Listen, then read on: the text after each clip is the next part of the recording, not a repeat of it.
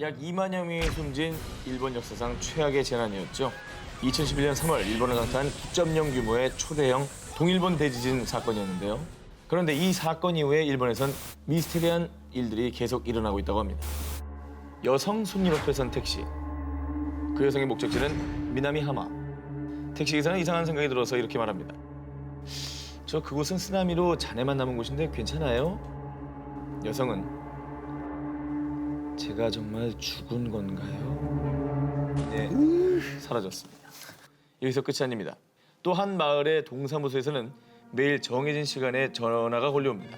하지만 받을 수 없었죠. 그 이유는 발신자 번호가 이미 쓰나미에 휩쓸려 초토화된 공공시설의 전화번호였기 때문이었죠. 그리고 전화가 걸려오는 시간은 매번 당시 쓰나미가 덮친 시각이었습니다. 그런 이유로 아무도 전화를 받지 않았는데요. 모르고 우연히 받은 직원의 증언.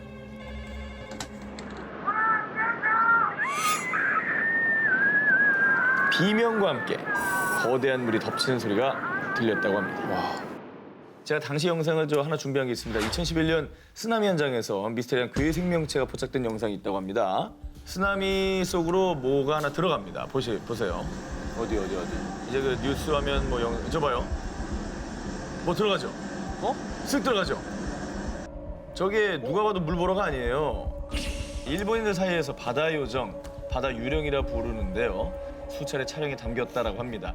피해 지역의 유령 목격담이 속출하자 결국 2013년 일본의 공영방송 NHK에서는 쓰나미 희생자와 재회했다는 이재민의 불가사의한 체험을 특집으로 꾸민 스페셜 프로그램 동일본 대지진 고인과의 재회를 방영하기까지 했다고 합니다. 전문가들은 이런 현상을 두고 쓰나미로 잃은 가족과 이웃을 영혼으로나마 만나고 싶은 그리움과 죄책감이 유령 이야기를 확산시키고 있는 거라고 얘기하고 있는데요. 2011년 이후 5년이 지난 지금까지도 일본을 떠도는 유령 목격담. 과연 그 미스테리의 실체는 무엇일까요? 아유, 근데 뭐 진짜인지 아닌지 모르겠지만 참 안타깝다. 안타깝죠.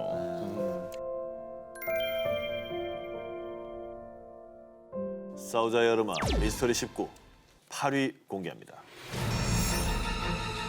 빨간 옷 소녀의 저주.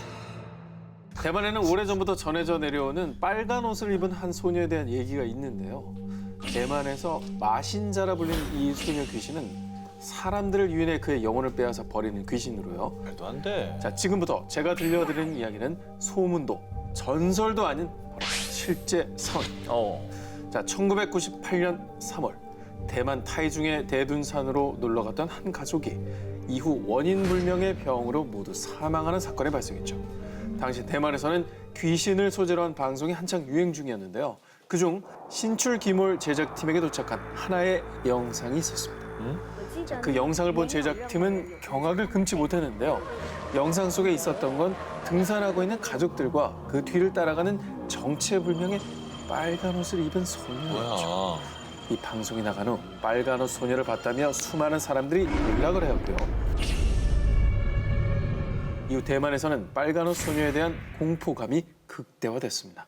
자, 이뿐만이 아닙니다. 한참 후인 2014년 7월 대만 화롄의 산속에서 한 여성이 실종된 후 며칠 뒤 극적으로 구출된 사건이 있었는데요. CCTV로 사건의 경위를 확인하면 경찰은 놀라움을 감추지 못했습니다. 그 이후 실종된 여성의 뒤로 이번에도 빨간 옷 소녀로 의심되는 빨간 광채가 따라가고 있었던 것입니다. 경찰의 이 발표 이후 또다시 대만 시민들은 충격에 빠져들었죠. 자, 아무튼 이렇게 20여 년 동안 빨간 옷 소녀와 관련된 의문의 실종 사건이 대만 전역에서 발생이 됐고요. 현재까지도 빨간 옷 소녀를 봤다는 제보가 끊임없이 이어지고 있다고 합니다. 자, 과연 이 미스터리한 사건의 진실은 무엇일까요? 저 정도면은 어느 정도 신빙성이 있는 거죠. 그냥 허무맹랑한 얘기만은 아니다라는 생각이 드네요. 그만큼 대만에서는 이 빨간 옷 소녀에 대한 공포감이 대중적으로 확산이 돼 있다. 뭐 이렇게 말씀을 드릴 수가 있는 거죠. 알겠습니다. 근데 무섭긴 무섭다. 싸우자 여러마 미스터리 19 이번엔 7위를 공개합니다. 하늘이 보낸 마지막 사인.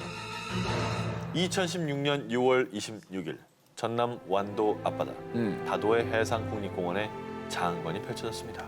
약 5m 크기의 범고래 6마리가 무리를 지어 이동하는 모습이 포착됐기 때문인데요. 아, 귀엽다. 국내에서 쉽게 볼 수 없는 범고래의 등장에 모두가 찬사를 보낸 순간이었죠. 그런데 이 범고래의 등장을 아름다운 장관이 아닌 불길한 징조로 여긴 네티즌이 있었습니다. 이 네티즌은 범고래가 만약 지진의 영향으로 먼 바다에 있다가 다도해 쪽으로 임시 피신한 것이라면 며칠 내로 동북아 바다 어딘가에서 좀 큰 거 터질 듯이라며 지진을 예측했는데요. 또다시 사람들의 관심이 집중된 사건이 있었습니다. 범고래가 발견된 바로 다음 날 6월 27일 경기도 시흥에서 발견된 구름 때문인데요. 한 네티즌은 지진운 같아서 제보한다는 글과 함께 이 사진을 올렸습니다. 사진 속에는 일정한 간격으로 나란히 배치된 구름의 모습이 담겨져 있었죠. 보통 이런 지진운이 발견된 지 일주일이 지나면 지진이 발생한다는 속설이 있는데요. 그런데 말이죠. 이 속설을 증명하듯 두 장의 사진이 올라온 지 약 열흘 후인 2016년 7월 5일 울산에서 진도 5.0 규모의 지진이 발생한 것입니다. 사실 이런 대규모 재해가 일어나기 전에 자연이 주는 사인은 이번이 처음이 아닙니다. 2008년 약 7만 명의 생명을 앗아간 중국 스촨성 대지진. 이 스촨성 지진이 일어나기 전에도 진원지 인근에서 수만 마리의 두꺼비떼가 출몰하면서 지진이 일어나는 게 아니냐는 추측이 난무했었는데요. 더욱 놀라운 사실은 두꺼비떼뿐만이 아니라 지진 무지개도 목격되며 지진 전조 현상에 무게를 실었습니다. 무지개가 우리가 평소에 보는 모습이 아니에요. 그러네요. 이 지진 무지개는 일반적인 타원형이 아닌 가로나 세로로 일자 모양을 한 무지개인데요. 2010년 칠레 대지진이 발생하기 전에도 여러 사람에게 발견됐던 지진 전조 현상 중 하나라죠. 하지만요, 학계에서는 과학적인 일관성이 부족하다는 이유로 지진 운 등을 지진의 전조 현상으로 인정하지 않고 있습니다. 과학 기술로도 예측하기 어려운 자연재해. 또 최근에 확인된 광안리 해수욕장 개미떼 출몰, 거제에서 잡힌 170cm 초대형 심해갈치, 그리고 알 수 없는 가스 냄새까지. 과연 이 미스터리 현상들도 어쩌면 인간을 위해 자연이 알려주는 사인이 아닐까요? 아니 근데 뭐 사실 무지개가 지진을 예보한다 이거는 사실은 땅에서 일어난 일이고 하늘이 알려주는 저 계시와 암시를 우리가 알면 얼마나 합니까, 인간이. 세상을 알면 얼마나 한다고 기존의 과학적 지식으로 저거는 설명이 안 돼요. 아우 시원해. 그럼 범고래가 출몰을 하고 지금 찰리야. 뭐 불리하면 찰리. 찰리 팬클럽이니? 아니 과학 좋아한다는 분이 찰리를 왜 찾아요? 찰리 팬클럽이야. 나도 안 믿는 찰리를 왜 본인이 부르고 앉았어. 아유. 자, 싸우자 여러분, 미스터리 19 이제 6위입니다. 일본 여학생들의 자살 장소. 웃을 수 없는 얘기다. 바로 일본 혼슈 지방의 유명한 화산 지역인 미야라산입니다. 1986년 마지막 분화를 한 이후로 분화 활동은 멎었지만 여전히 활발히 활동하는 활화산입니다. 이 미야라산의 또 다른 이름이 있다죠. 바로 자살산. 끔찍한 일입니다. 그 이유는 무려 1000명에 가까운 사람이 이 분화구 속에 목숨을 던졌기 때문이죠. 미야라산은 1934년 2월 도쿄의 여학생 2명이 이 산에 오르기 전까지는 거의 알려지지 않은 산이었습니다. 당시 2명의 여학생은 이 산에 올라 그중에 한 여학생 우케이 메이코는 친구 마사코에게 분화구에 뛰어들어 자살하겠다고 말하죠. 그리고 친구 마사코에게 비밀을 지키겠다는 약속을 받아낸 뒤에 그만 그녀는 분화구 속에 몸을 던지고 맙니다. 친구의 자살을 목격한 괴로움과 우울증이 심해진 마사코는 다른 친구에게 이 비밀을 털어놨고요. 그 친구 또한 나도 메이코의 뒤를 쫓아서 미야라산의 문을 통해 낙원에 가고 싶어 데려가죠. 결국 또 다른 친구의 마음을 돌릴 수 없었던 마사코는 또 한 명의 친구를 미야라산으로 데려갔고 그렇게 그 한 명의 여학생은 분화구 속으로 사라졌습니다. 독이 됐네. 이 상황을 알게 된 동경 일일신문은 죽음을 유혹한 소녀, 하구의 분화구 투신을 2번이나 했네라고 떠들썩하게 보도하고 맙니다. 그런데 이상하게도 그 이후로 미야라산은 여학생들의 투신 장소가 되면서 그 해에만 약 39명, 다음 해에는 약 944명이 자살을, 또 자살 직전에 구조된 여학생 수만 해도 무려 1,400여 명이나 된다고 합니다. 다행히도 지금은 국립공원으로 지정이 되어 있는데요. 수십 년이 지난 지금도 사람들은 종종 홀령을 본다는 증언을 하고 있다고 합니다. 미야라산에 갈 수 있는 기회가 생겼어요. 갈 거예요, 안 갈 거예요? 가죠, 저는. 봄은 자살하고 싶다는데? 아이, 안 갈래요. 아니, 겁이 많아가지고 이씨가 강력하기 때문에 알아주시면 좋을 것 같아요. 섬뜩하네요. 그 장소라는 게. 몇 개씩 나왔어요, 지금 기사? 저는 이제 하나밖에 없는데. 저는 2개 나왔습니다. 저 뒤에서요.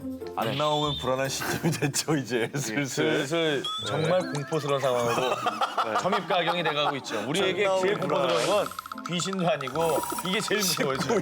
예, 예. 19위가 제일 무서워. 뭐 저희 세 기자한테는 낙종이 가장 큰 공포지만 그렇죠. 그렇습니다. 시청자 여러분 진짜 무서운 얘기는 지금부터 합니다. 자, 싸우자 여름아 미스터리 19 5위를 공개합니다. 인도양 동부의 벵골만 내에 위치한 노스 센티넬 섬. 이 섬은 에메랄드 빛의 해변과 우청한 숲, 뛰어난 절경을 가진 섬인데요. 하지만 무조건 가선 안 되는 섬입니다. 그 이유는 절대 살아서는 나올 수 없는 섬이기 때문이죠. 미로야? 실제로 이 섬에 접근했다가 잔인하게 죽임을 당한 사람이 한둘이 아닙니다. 지난 2006년에는 조난 사고로 인해 원치 않게 이 섬 근처에 표류하게 된 어부들까지도 살해를 당했다고 합니다. 그 무자비한 살해를 일삼는 이들은 바로 이 섬의 원주민입니다. 외부인과의 접촉을 철저히 거부해서요. 섬에 가까이 접근하기만 하면 그게 누구든 화살과 창, 돌을 이용해서 공격하고 잔인하게 살아가기 때문에 외부인들 사이에서는 죽음의 섬 또는 세계에서 가장 무서운 섬이라고 불리고 있다고 합니다.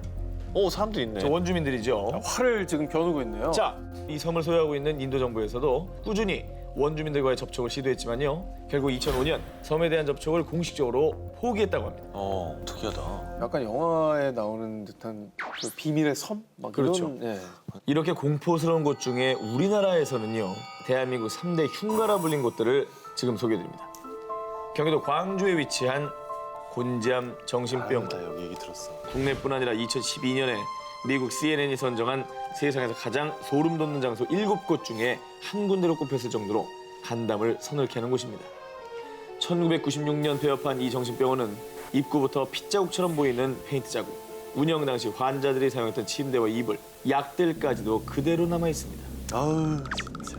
두 번째는 충북 제천에 있는 늘 가든입니다. 아우 또 뭐야? 풍문에 의하면 90년에 제천에서 일어난 연간 교통사고와 인명사고의 20%는 제천의 이 늘범 가든 앞 도로에서 일어났다고 합니다. 마지막으로 경북 영덕에 위치한 한 2층짜리 흉가입니다. 이곳은 심령 사진들로 화제가 된 곳입니다. 제가 정말 어렵게 공소해왔습니다. 뭔데? 저기 원래 이제 친구 둘이 있는데 뒤에 한 명 있는 거죠. 서 있는 듯한 예. 어디? 빨간 저게 사람이라고?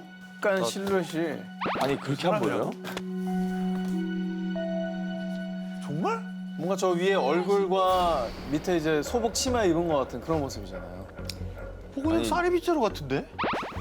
예, 물론 뭐 쌀이비를 그렇게 봤을 수도 있지만 하얀 소복 입은 이제 사람이 이렇게 보고 있는 것 같고 아무리 봐도 사람 같지 않은데? 이렇게 잘 안 보이면 꿈에 나타나지도 않아요. 뭐 보인 게 없어가지고. 정말 무서운 분 여기 있네요. 하나도 못 보고 있네요 지금.